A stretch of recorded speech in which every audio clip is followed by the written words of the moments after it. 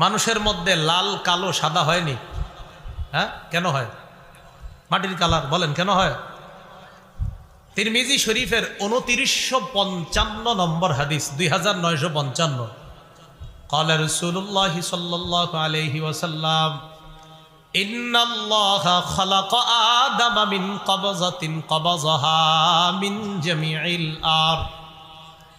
আল্লাহ আদমকে বানিয়েছেন সমগ্র পৃথিবী থেকে এক মুঠো মাটি দিয়ে। সমগ্র পৃথিবী থেকে এক মুঠো মাটি দিয়ে আল্লাহ আদমকে বানাইছেন। ফাজা বনু আদম আলা কাদারিল আরদ।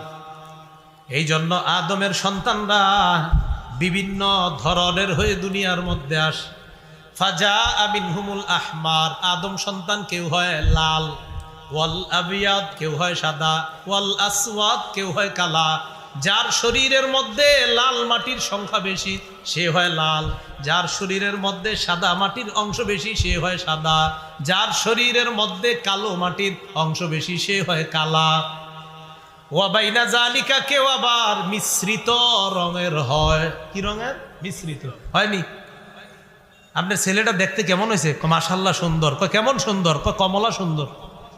মানে ও সুন্দর, একটু কমলা কমলা ভাব। আবার কয় কেমন সুন্দর? কয় লাল সুন্দর। লাল সুন্দর মানে ও সুন্দর, ওর চেহারা একটু লাল লাল ভাব।